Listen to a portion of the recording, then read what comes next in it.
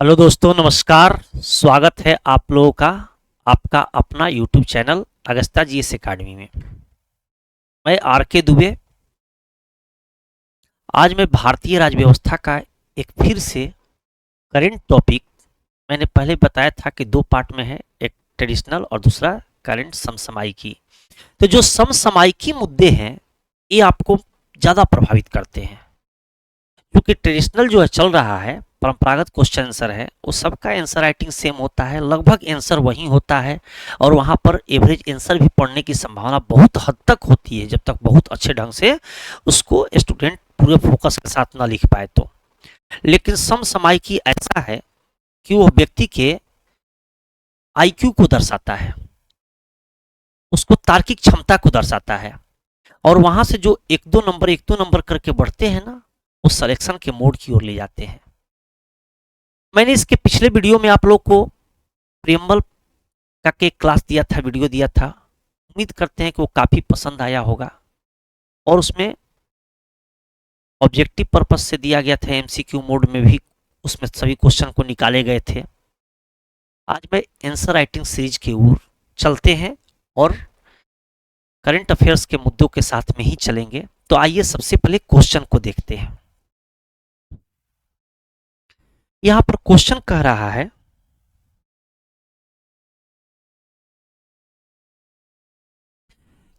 भारत में वर्तमान में जाति एक सामाजिक घटना नहीं रह गई है। मैंने क्या बोला कि भारत में वर्तमान में जाति एक सामाजिक घटना नहीं रह गई है, बल्कि यह एक राजनीतिक घटना हो चुकी है या रह गई है। वर्तमान में यह एक राजनीतिक घटना हो चुकी है। क्या आप इस कथन से सहमत है? अगर सहमत है तो अपने उत्तर के समर्थन में कारण बताइए। अपने उत्तर के समर्थन में कारण बताइए। तो कुल मिला के कह सकते हैं कि यदि जाति की बात करते हैं तो भारतीय सामाजिक व्यवस्था के अनुसार भारतीय समाज जो था वैदिक कालों में चार वर्णों में विभाजित था। जाति व्यवस्था का कहीं नाम नहीं था। वो चार वर्ण जो थे वो थे क्या? ब्राह्मण, क्षत्रिय, वैश्य और शूद्र। आप सभी को ये बात मालूम होगा कि वर्ण व्यवस्था में चार वर्ण थे, ब्राह्मण, क्षत्रिय, वैश्य और शूद्र। तो ये चारों वर्ण का आधार जो था ना, ऋग वैदिक काल में कर्म था। क्या था जी? काम के आधार पर। जो अध्ययन अध्यापन करते थे ब्राह्मण कहलाए, जो राजकाज करते थे वो क्षत्रिय कहलाए, जो व्यापार करते थे वो वैश्य कहलाए, और जो सेवा करते थे, नौकरी खोजते थे, नौकर, नौकर सबसे नौकरी, तो ये शूद्र कहलाए। लेकिन उत्तर वैदिक काल में ना कर्म से हट करके क्या बन गया? जन्म बन गया। जो जिस परिवार में पैदा हुआ उसी परिवार का हो गया। तो कर्मों के आधार पर जाति व्यवस्था बनी। जैसे सोना वाले के घर में, सोना बनाने वाले के घर में, आभूषण बनाने वाले के घर में यदि अपने बाल बच्चों की शादी हुई तो उनसे पैदाइश क्या कहलाई? सुनार कहलाई। लोहा बनाने वाले के घर में अपने बाल बच्चों की शादी की तो पैदाइश क्या कहलाई? लुहार कहलाई। इस तरह से जो वर्ण व्यवस्था का स्वरूप रहा वो काफी बदला हुआ नजर आया। तो चलिए यहाँ पर अब एक बात को आगे बढ़ाते हैं कि आप देख लिए कि जाति व्यवस्था क्या है। जाति व्यवस्था जो है ना, जन्म पर आधारित व्यवस्था है, जो कि ये उत्तर वैदिक काल का देन है। अब सबसे पहले यहाँ पर क्वेश्चन ये नहीं बनता है, क्वेश्चन बनता है कि भारत में वर्तमान में जाति एक सामाजिक घटना नहीं रहेगी। समाज का था, कर्मों के आधार पर समाज बांटा था, लेकिन अब ये क्या हो गया है? राजनीतिक घटना हो गया है। तो इस क्वेश्चन को हम लोग समझ चुके हैं कि पहले समाज के अनुसार जाति व्यवस्था थी, लेकिन आजकल जाति का उपयोग सामाजिक रूप से नहीं, राजनीतिक रूप से किया जाता है। आज समाज जो है ना, दो वर्गों में देखने को मिलता है, एक अमीर वर्ग और दूसरा गरीब वर्ग। आप देखिएगा कि जो दलित है, कोई भी दलित है जो वाकई अगर नाला साफ करता है तो उसके घर में कोई चाय पीने वाला नहीं मिलेगा, जो अपने आप को अगर अगणीय मानता है, उसी जाति का मानता है। लेकिन अगर वही कोई दलित नेता है तो उसके घर में सभी सवर्ण लोग जाकर के हाथ जोड़े हैं। तो मैं इस बात को बोला कि यह जाति व्यवस्था जो है ना, सामाजिक घटना नहीं रह गई है, राजनीतिक घटना है। चाहे भारत का कोई भी स्टेट निकालिए, कोई भी स्टेट जाति से अछूता नहीं है, सभी पर जाति व्यवस्था का जाल मढ़ दिया गया है। लेकिन यह जाति व्यवस्था अब राजनीतिकरण हो गया है।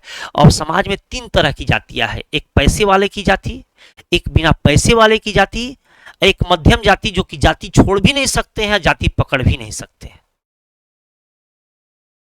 तो कुल मिला के आर्थिक परिदृश्य के रूप में बदलते गया और आर्थिक परिदृश्य से बदलते बदलते राजनीतिक स्वरूप ले लिया है। तो इसी बात को चलते हैं। तो सबसे पहले आप जानते ही होंगे कि किसी प्रश्न को लिखा जाता है तो उसके 3 पार्ट होते हैं। एक होता है उसका इंट्रो, दूसरा होता है मेन बॉडी और तीसरा होता है कंक्लूजन, मतलब कि परिचय, मुख्य भाग और निष्कर्ष। तो सबसे पहले मैंने परिचय में दिया है कि भारत में जाति व्यवस्था एक जटिल सामाजिक पदानुक्रम है। जटिल सामाजिक पदानुक्रम मतलब मैंने बताया था कि वर्ण व्यवस्था का अगला रूप है, उसके अगले पीढ़ी का रूप है जो जाति का नाम दिया गया। समाज में कर्मों के आधार पर वर्ण व्यवस्था बनी और उसके बाद से जन्म के आधार पर जाति व्यवस्था बन गई, जिससे परंपरागत रूप से भारतीय समाज के भीतर व्यक्तियों की सामाजिक और आर्थिक स्थिति निर्धारित की गई है। यहाँ पर जाति व्यवस्था में जो SC ST के लिए बातें की गई है वह किस आधार पर है, मैंने इसके पहले भी वीडियो में एक बताया था। सामाजिक और आर्थिक स्थिति को लेकर के यहाँ पर जाति व्यवस्था की बातें कही गई है और यहीं पर जाति को आरक्षण देने की बातें कही गई। किस आधार पर?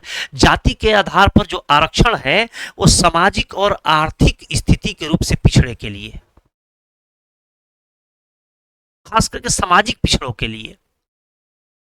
आज वर्तमान में स्थिति यह है कि यह राजनीतिक घटना हो चुका है जो कि आर्थिक स्वरूप पर आधारित है। मैंने बताया कि आज देखिएगा कि जो लोग, चाहे कोई भी दल है, अपने आरक्षित सीट पर जो देता है, जो लोग दलित होने का दावा करते हैं वो आरक्षित सीट पर वैसे दलित को नहीं देते हैं जो दलित वाकई समाज का कमजोर व्यक्ति है। हाँ, वैसे दलित को जरूर मिलता है जिनकी पारिवारिक स्थिति राजनीतिक रही, मजबूत रही और वह दलित केवल जाति से बिलोंग करता है। ऐसी स्थिति में परिवार का उत्थान हो सकता है, जाति का उत्थान नहीं हो सकता है। तो इसी को मैंने यहां बताया कि यह क्या है, राजनीतिकरण का स्वरूप है। तो कुल मिलाकर के आप देखते होंगे कि 15 से 20 शब्द में लिखना होता है, तो इसी के अनुसार यहां पर मैंने इंट्रो देने का प्रयास किया। अब देखिएगा मुख्य भाग देखते हैं तो इसके 3-4 पार्ट को निकालते हैं मुख्य भाग में। तो सबसे पहले बात है कि समाज की सामाजिक और आर्थिक स्थिति पर जाति व्यवस्था का प्रभाव। जाति व्यवस्था का प्रभाव वर्सेस राजनीतिकरण, वर्सेस राजनीतिकरण। यहां पर तो बातें क्लियर हो गई कि ये जो समाज में जाति व्यवस्था का जो प्रभाव रहा उसके अनुसार वर्सेज राजनीतिक घटना के पक्ष में भी तर्क देने हैं कि कौन कौन सी राजनीतिक घटनाएं देखने को मिल रही है। तो सबसे पहला है कि आर्थिक प्रगति में बाधा। आप ऐसा कह सकते हैं कि जो सामाजिक और आर्थिक व्यवस्था जाति की है ये आर्थिक प्रगति में बाधा बन के उभर के सामने आ रही है, क्योंकि उसी जाति के कुछ खास लोग आगे बढ़ते जा रहे हैं और कुछ लोग यहाँ पर क्या हो रहे हैं कि दबे के दबे रह रहे हैं। आप ऐसे देखिएगा कि चाहे भारत का कोई भी राज्य हो, वहां पर देखिएगा कि गरीब गरीब होते जा रहा है, अमीर अमीर होते जा रहा है। तो कुल मिलाकर के केवल उसका यूज किया जाता है वोट बैंक के लिए। किसके लिए? वोट बैंक के लिए। आप इस जाति के हैं, आप इनको वोट दीजिए, वोट बैंक के लिए केवल यूज किया जाता है। तो आर्थिक प्रगति में बाधा है। समाज में देखिएगा कि लोग क्या करते हैं, यहाँ पर राजनीति में परिवारवाद एक बहुत बड़ा हावी है। लोग जिस पार्टी चलाते हैं दलित के नाम होकर के, तो अपने देते हैं, अपनी पत्नी को टिकट देते हैं, अपनी बहू को टिकट देते हैं, अपने समधन को देते हैं, दामाद को देते हैं, सास को देते हैं। इस तरह से टिकट वो परिवार में ही बांट देते हैं, अपने समाज के उत्थान करने वाले परिवार से हट करके लोग नहीं देते हैं। तो ये राजनीतिकरण का स्वरूप देखने को मिलता है कि सामाजिक और आर्थिक स्थिति में जाति व्यवस्था का प्रभाव ऐसा देखने को मिला कि ये आर्थिक प्रगति में बाधा के रूप में राजनीतिकरण के कारण उभर के सामने आ रही है। चूंकि राजनीतिकरण नहीं होता और जो रिजर्वेशन संविधान दिया है उस रिजर्वेशन के अनुसार चला जाता तो समाज में, समाज के अंतिम पंक्ति में खड़ा व्यक्ति को लाभ मिलता। आज देखिएगा गांव में जो जाति व्यवस्था के नाम पर जो दलित है उनका बाल बच्चा आज भी मजदूरी कर रहा है और नेता का, उसी जाति के नेता का बच्चा अमेरिका पढ़ने जा रहा है। दूसरा है कि सामाजिक प्रगति में बाधा। अगर सामाजिक प्रगति में बाधा की बात की जाए तो वे लोग अपने समाज के वोट लेते हैं, लेकिन समाज के साथ नहीं रह करके वे समाज से अपने आप को, उस समाज से ऊपर उठने का प्रयास, ऊपर अपने आप को बताने का प्रयास करते हैं। केवल वोट लेने के लिए उस समाज में होते हैं, लेकिन ऐसे समाज के साथ जुड़ करके काम नहीं करते, उस समाज के साथ जुड़ते नहीं हैं। समाज के साथ जो नेता जमीन से नहीं होगा, वो जुड़ेगा नहीं, तो वो नेता क्या विकास कर सकेगा? मैंने अभी बताया कि जाति व्यवस्था में, संविधान में, भारतीय संविधान में, लोकसभा में अनुसूचित जाति के लिए, एससी के लिए 84 स्थान और एसटी के लिए 47 स्थान, यानी टोटल 131 स्थान सुरक्षित है। लेकिन यहां पर देखिएगा कि 131 स्थान सुरक्षित है, इस 131 में जो पूर्व राजनेता है उनके छोड़ करके कितने लोग यहां पर शामिल हैं? सामान्य लोगों को यहां पर अधिकार ही नहीं दिया जाता। ये सबसे बड़ा राजनीतिकरण सामाजिक व्यवस्था का दोष है। जब तक इसमें सुधार नहीं होगा, और सुधार कब होगा? जब जन जागरूकता होगी। जब जन जागरूकता होगी तो वैसे लोगों को लोग वोट देना बंद कर देगा, तो इनकी राजनीति चौपट हो जाएगी। इसके आगे बोलते हैं कि राजनीतिक विभाजन की स्थिति। आप देखते हैं कि इस तरह के लोग जो नेता बनते हैं, ये क्या करते हैं? राजनीतिक विभाजन करते हैं, अपने जाति के वोट के ठेकेदार बन जाते हैं, उस जाति के समाज को क्यों नहीं आगे बढ़ाते? मैं बोल रहा हूं कि आज से नहीं, आज बहुत दिन से, जब से देश स्वतंत्र हुआ तब से एससी एसटी के लिए रिजर्व सीट है, लेकिन आज तक देश के स्वतंत्र हुए 75 साल से ज्यादा हो गए, लेकिन आज तक व्यवस्था क्यों नहीं सुधरी? 80 साल पहुंचने वाला है। यानी मैं ऐसा बात बोल सकता हूं, बहुत कठोर और गंभीर बात है कि राजनीति खत्म तो नेता का वजूद खत्म। इसलिए लोग चाहते हैं कि राजनीति को, माने समस्या को बनाए रखिए। मैं फिर से इस बात को थोड़ा सा और करेक्ट करता हूं कि समस्या खत्म तो नेता खत्म। इसलिए जो जातिगत नेता, जो जाति की राजनीति करते हैं, वे चाहते हैं कि कोई व्यक्ति आगे न बढ़े। यानी मैं ऐसा बोल सकता हूं कि सब पढ़े, कोई ना बढ़े। बढ़ जाएगा तो फिर उनको वोट कौन देगा? इसीलिए इस तरह के शिक्षे की बात करते हैं, ताकि अपने बाल बच्चे विदेशों में पढ़े, इनके बाल बच्चे केवल खिचड़ी खाए। दूसरा बात होता है कि लोकतांत्रिक आदेशों के विरुद्ध, यदि जातिगत व्यवस्था की बात की जाए तो यह लोकतांत्रिक आदेशों के विरुद्ध है। सामाजिकरण के अनुसार ये लोकतंत्र में ऐसा व्यवस्था दिया गया है कि सभी जाति को समान अधिकार मिलेगा, लेकिन राजनीति में समान अधिकार देखने को नहीं मिलता है। केवल नेता को ना वोट के समय आपको अपनी जाति याद नजर आती है, उसके अलावा इनको अपनी जाति नजर नहीं आती है।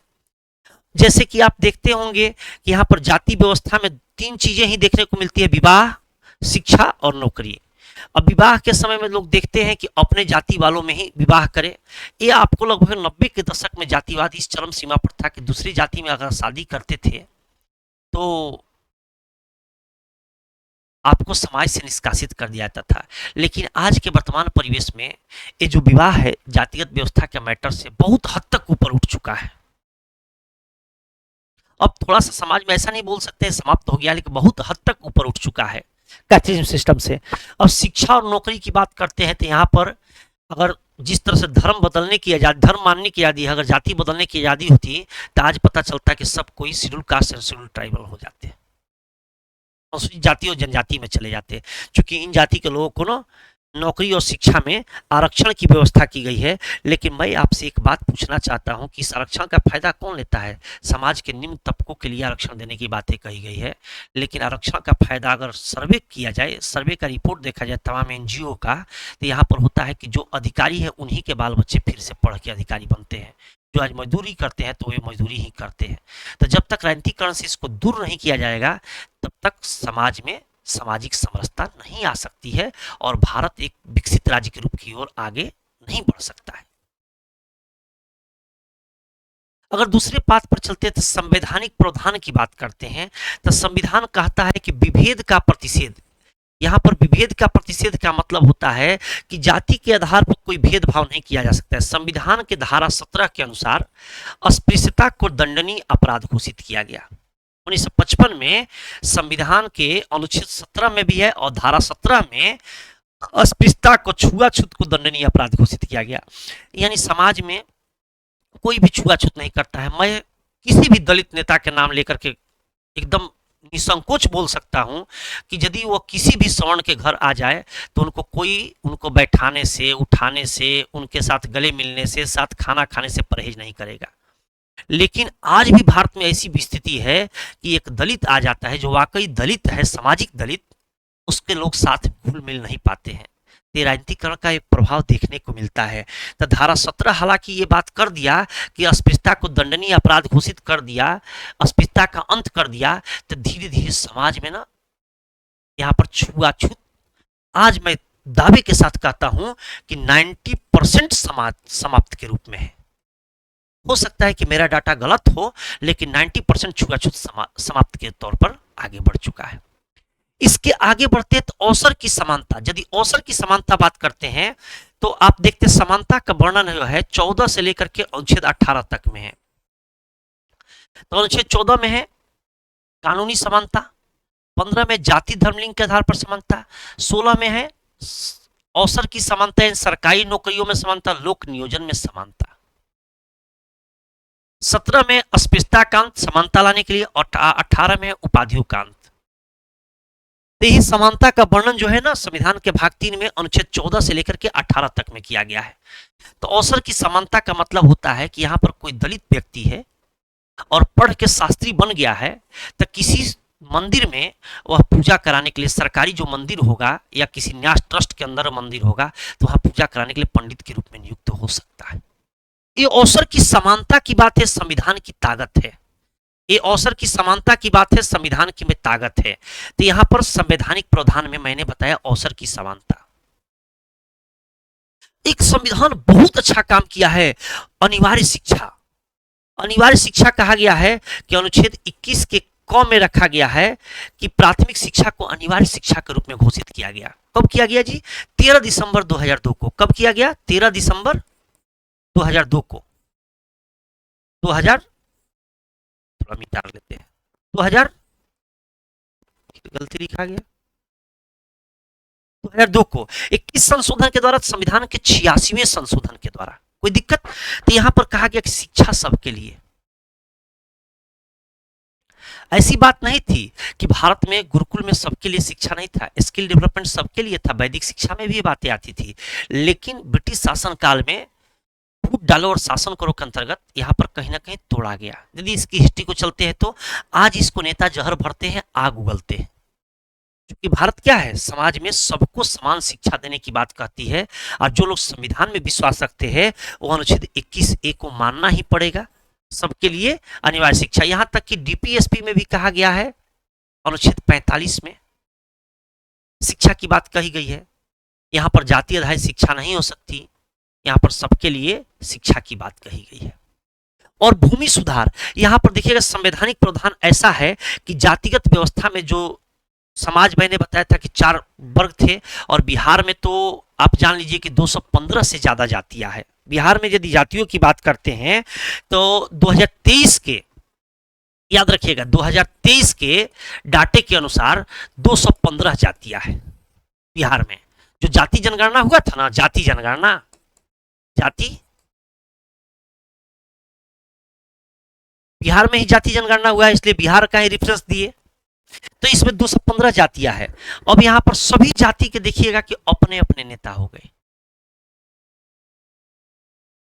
लेकिन कहना चाहिए कि अगर भारत को एक समृद्ध राष्ट्र के रूप में आगे ले जाना है, राज्य के रूप में आगे ले जाना है, तब भारत में एक ही जाति होना चाहिए भारतीयता, और एक ही धर्म होना चाहिए भारतीयता, जो राष्ट्रीयता पर आधारित हो।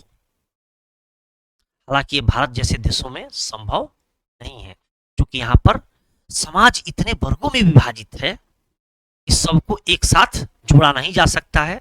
लेकिन समय के साथ जैसे जैसे एजुकेशन बढ़ेगा, लोग स्वतः इसको अपना लेंगे।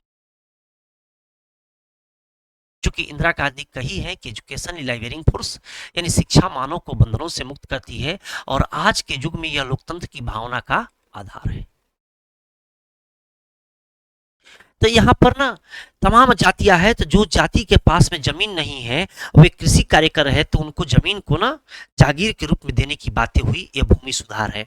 यहाँ पर भूमि सुधार के अंतर्गत बिहार भारत का ऐसा पहला राज्य है जहां पर कि भूमि सुधार अधिनियम लाया गया, भूमि चूंकि राज्य सूची का विषय है, आप जानते भी होंगे, और मुजफ्फरपुर में कई जमींदारों को बंधुआ मजदूर रखने के जुर्म में जेल में भी डाला गया।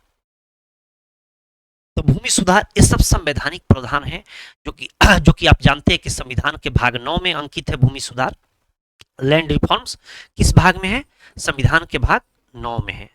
संविधान के भाग 9 में है भूमि सुधार। ये बातें क्लियर हो गई। तो मैंने यहाँ पर दो बातें कहा, एक संवैधानिक प्रावधान का जिक्र किया। अब देखिएगा कि यहाँ पर जाति व्यवस्था को सामाजिक स्तर को ऊपर उठाने के लिए यहाँ पर सरकार बहुत सहयोग भी कर रही है और सरकार का नीति और कार्यक्रम भी बहुत ज्यादा आया है। जैसे मैंने बताया कि प्रधानमंत्री कौशल विकास योजना के अंतर्गत जो स्किल डेवलपमेंट की बातें होती है कि स्किल बढ़ेगा तो सबको रोजगार मिलेगा, और खास करके जैसे कि यहाँ पर सामाजिक उत्थान की बात है तो समाज में निम्न वर्ग के जो लोग हैं, जाति नहीं बोल सकते, निम्न वर्ग के निम्न आय के लोग हैं, तो खास करके जो दलित समाज के लोग हैं वहीं उनकी यही आय यहाँ पर मतलब कि भारत के तमाम राज्यों में कम देखने को मिलती है। तो यदि उनको स्किल अगर बात किया जाए स्किल के लिए, तो यहाँ पर तीसरे पॉइंट को चलते हैं प्रधानमंत्री मुद्रा योजना। तो यहाँ पर 10 लाख रुपए तक लोन की बातें हैं। तो यदि मान लीजिए कि वहीं जनरल लेता है तो उसको सब्सिडी मिलेगा 15%, 25%, और यहाँ पर 15% से लेकर के 50% तक सब्सिडी की बात कही गई है। अगर वहीं दलित लेता है तो उसे 50% तक रिबेट मिलेगा। तो कहीं ना कहीं यहाँ पर स्किल योजना से स्किल सीख करके और यहाँ पर लोन लेकर के लोग अपना कारोबार भी कर सकते हैं, जिससे सामाजिक उत्थान हो सकता है, आर्थिक उत्थान हो सकता है। उसके बाद से ये संकल्प योजना भी इसी का स्वरूप है। स्टैंड अप योजना, स्टार्टअप योजना, जितनी योजनाएं सरकार, हालांकि जितनी मैं योजनाओं का नाम लिखा ये सब योजनाएं 2014 के बाद मोदी सरकार ने लागू किया था। मैंने बहुत पहले का रेफरेंस नहीं दिया। जो अभी वर्तमान में योजनाएं काफी कार्यान्वित है और चल भी रहा है, और इस योजना के अंतर्गत बहुत सारे लोग लोन लेकर के प्रधानमंत्री मुद्रा योजना के अंतर्गत अपने कारोबार को फैला लिए और इससे लोग काफी बखूबी आगे बढ़ रहे हैं। तो कह सकते हैं कि वर्तमान योजनाएं भी जो है ना, सरकारी योजनाएं, ये आपको कारगर करने के लिए आगे बढ़ाने में काफी प्रयासबद्ध है। तीन चारों योजनाओं में स्टैंड अप योजना, स्टार्टअप योजना जो भी आया, स्टार्टअप और स्टैंड अप योजना, इस योजना के अंतर्गत यहाँ पर बहुत सारी बातें उभर के सामने आई। अब सीधे चलते हैं निष्कर्ष पर। यदि इसके निष्कर्ष को देखा जाए तो सबसे पहले क्वेश्चन को देखना जरूरी है। क्वेश्चन को देखना जरूरी है। तो क्वेश्चन क्या कहता है कि वर्तमान में जाति एक सामाजिक घटना नहीं रह गई है बल्कि एक राजनीतिक घटना हो गई है। क्या आप इस कथन से सहमत है? तो कुल मिला के कहा जा सकता है कि हाल ही के वर्षों में सकारात्मक कार्रवाई और नीतियों से, शिक्षा जैसे उपायों से जातिगत व्यवस्था को खत्म करने का प्रयास किया गया। मैं इस चीज को नोट डाउन कर दे रहा हूं निष्कर्ष पर। तो निष्कर्ष पर लिखने के लिए आप इस बात को देख सकते हैं कि हाल ही के वर्षों में सकारात्मक कार्रवाई, हाल ही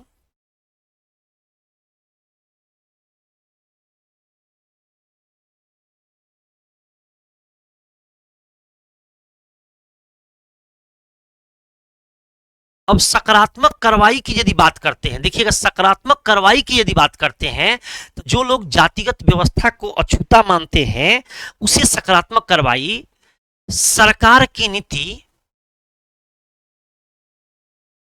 सरकारी नीति कर दे रहे हैं। सरकार की नीति, शिक्षा, एजुकेशन के बिना तो कुछ भी नहीं हो सकता है। सरकार की नीति, जो सरकार यहां पर जो नीति चला रही है दलितों के उत्थान के लिए, शिक्षा जैसे उपाय जो है वो आर्थिक असमानता को दूर कर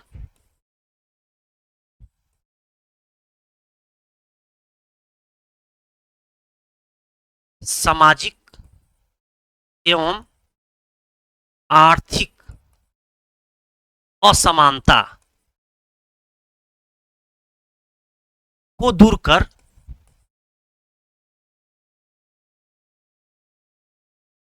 ऐसा कर सकते हैं कि आर्थिक असमानता को दूर कर सामाजिक समानता लाने के कर सामाजिक समानता,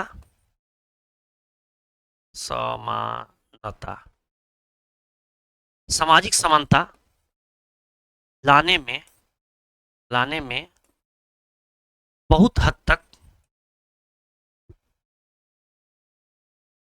हद तक कारगर साबित हुए हैं।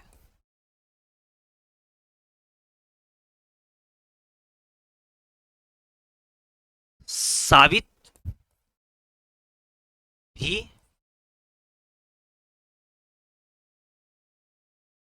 भी हो रहे हैं। किंतु अगला क्वेश्चन को ध्यान दीजिएगा, किंतु अब यहां पर राजनीतिक बातें, सॉरी, किंतु अब यहां पर राजनीतिक बातों को करना जरूरी है। राजनीति एक ऐसा कारण है या एक ऐसा घटनाक्रम है, किंतु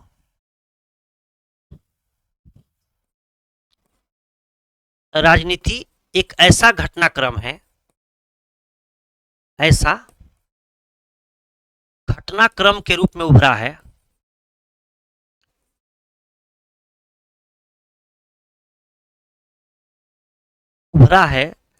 जो जाति व्यवस्था को एक उलझा हुआ पहलू बना दिया है, जो जाति व्यवस्था को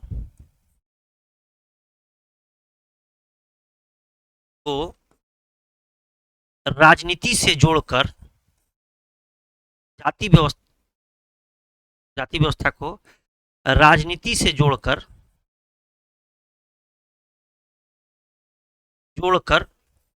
एक उलझा पहलू बना दिया है।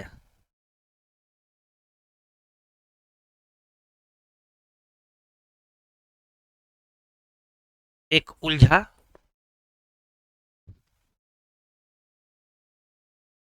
पहलू बना दिया है,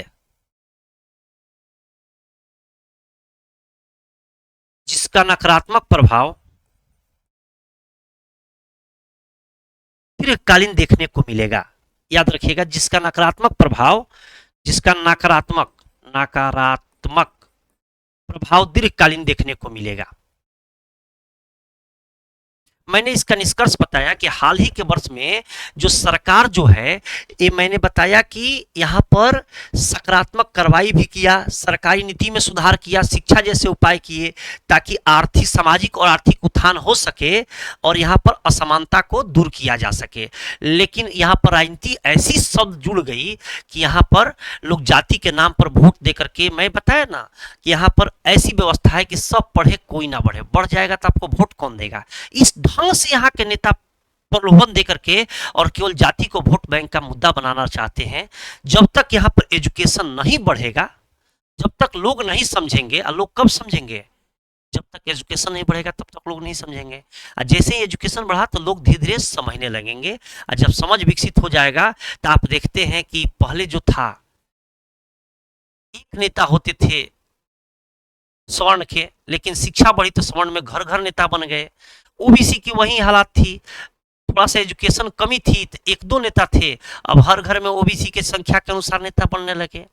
तो जैसे जैसे लोग पढ़ते जाएंगे एजुकेशन, तो लोग किसी के अंडर गाइडेंस या दबाव या बेवकूफ बनाने की प्रवृत्ति को समझने लगेगा। तो इसीलिए अगर समाज के दलदल से निकलना है, अगर समाज में मैं क्या बोलते हैं, जातिगत दलदल से निकलना है, या भारत को जातिगत दलदल से निकालना है, भारत को विकसित राज्य राष्ट्र के रूप में पेश करना है, इसका एक ही विकल्प है, शिक्षा। इसके अलावा आपके पास कोई विकल्प नहीं है कि शिक्षा को छोड़ करके आप कुछ कर सकते हैं। चलिए एक मैं आपको सूचना दे दूं कि बीपीएससी प्रज्ञान बैच जो मेंस का लेकर के आया है, ये बैच जो है अभी स्टार्ट है, लेकिन अभी फेस्टिवल जो चल रहे हैं, इस फेस्टिवल के कारण स्लो मोड में चल रहे हैं। तो कुल मिलाकर के आप देख सकते हैं कि यहाँ पर लाइव रिकॉर्डेड क्लास है, मेंस ओरिएंटेड क्लास है, कंप्लीट सिलेबस मिलेगा। ये मत सोचिएगा कि सिर्फ इसी बीपीएससी के लिए है, इसके आगे के लिए भी काम करेगा, क्योंकि कंप्लीट मेन सिलेबस होगा और 200 घंटे से अधिक के क्लास होंगे, यहाँ पर लिखा हुआ है। यहाँ पर हो सकता है कि थ्योरी बेस्ड क्लास, यहाँ पर थ्योरी बेस्ड क्लास है, इसके अलावा आंसर राइटिंग पर विशेष फोकस है। आप सभी टीचर को जानते हैं, ये तो आपको मुकेश सर हो गए, मैं पॉलिटी आर के दुबे, यहाँ पर देखिएगा कि सत्यम सर हो गए, ये आनंद सर हो गए हिस्ट्री के, ये विकास सर हो गए, ये आपको आशीष सर हो गए। ये पूरे टीम का भी आपको फोटो है, जिसमें कि बहुत सारे लोग जाने पहचाने आपको होंगे। नहीं जाने पहचाने होंगे तो अगस्त्या जीएस एकेडमी में जो लोग जुड़े होंगे, इन लोगों का चेहरा और पोस्टर तो देख के जरूर पहचान गए होंगे।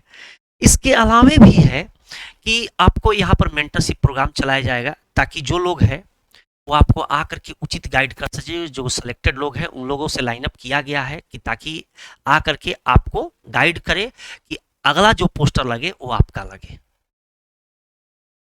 क्योंकि कहीं कंफ्यूजन ना पैदा हो। बहुत सारे ऐसे समस्याएं आते हैं जो कि स्टूडेंट जो होते हैं टीचर से बात करने में हेजिटेशन करते हैं, या टीचर से हर समस्या नहीं देते हैं। लेकिन मेंटरशिप प्रोग्राम इसलिए चलाया जाता है कि हेजिटेशन को दूर करके आप सिलेक्शन को प्राप्त करें। यदि इसके अलावा चर्चा करते हैं तो यहाँ पर देखिएगा कि एक मुकेश सर लेके आए हैं art and culture, modern India और करंट अफेयर्स। अगर तीनों यदि आपका कमजोर है और मेंस राइटिंग आप करना चाहते हैं तो इस कोर्स को लेना ना भूलें। आप तीनों चीज को देख लीजिए, और बहुत सारे यूट्यूब पर इनका वीडियो है। अगर आपको लगता है कि किस ढंग से सर पढ़ाएंगे तो उसका डेमो यदि इसको नाम कहते हैं तो डेमो यहाँ पर बहुत सारे यूट्यूब पर उपलब्ध है। इनके चेहरे को तो सब कोई जानता है, तो यहाँ पर इस कोर्स को भी आप परचेज कर लीजिए। उसके बाद साइंस एंड टेक, बहुत सारे ऐसे विद्यार्थी होते हैं जो कि आर्ट्स पॉइंट तो तमाम जगह पढ़ गए हैं, लेकिन साइंस एंड टेक थोड़ा सा कमजोर है, जिनका बेसिक आर्ट्स है। तो वहाँ पर देखते हैं कि सेकंड पेपर में उनका नंबर जो होता है डिस्टर्ब हो जाता है, इस तरह से तमाम बातें हैं, थोड़े थोड़े नंबर के लिए छूट जाता है। तो आपको विकास सर लेके आए कंप्लीट साइंस एंड टेक का, जिसका पैकेज है 799 का। इसमें भी वही फैसिलिटी है, लाइव रिकॉर्डेड क्लास होगा, कंप्लीट सिलेबस होगा, 50 घंटे क्लास होगा। तो आप इस चीज को ना आप इसको देख लीजिए। इसके अलावे यदि चर्चा करते हैं तो एक प्रीलिम्स का बैच है फिजिक्स का। जो लोग तमाम ऑब्जेक्टिव एग्जाम का तैयारी करते हैं वे लोग इस बैच को परचेज कर सकते हैं। बिहार दरोगा के लिए, एनटीपीसी के लिए, बीएसएससी के लिए, एईडीओ के लिए, और बीपीएससी प्रीलिम्स तो है। इसके अलावे एक आपको हिस्ट्री का कंप्लीट पैकेज है मुकेश सर का। ये आपको 1/11 से बैच शुरू होगा, अभी हुआ नहीं है क्योंकि अभी अक्टूबर चल रहा है, नवंबर में बैच शुरू होगा। तो इनका ऑब्जेक्टिव जो माने क्या बोल सकते हैं प्रीलिम्स लेवल का जो बैच आ रहा है, तो इस बैच का कीमत है 699 रुपये कंप्लीट हिस्ट्री। इसको भी देख लीजिए, और बहुत ही जल्द जितने सब्जेक्ट आपको पूछे जाते हैं उन सभी सब्जेक्ट के एक एक करके आपको बैच आएंगे। और जो बैच आपको पसंद होगा, जो बैच में आप कहीं भी पढ़े हैं डाउट होगा, तो बैच को आप परचेज कर सकते हैं। थैंक यू, जय हिंद।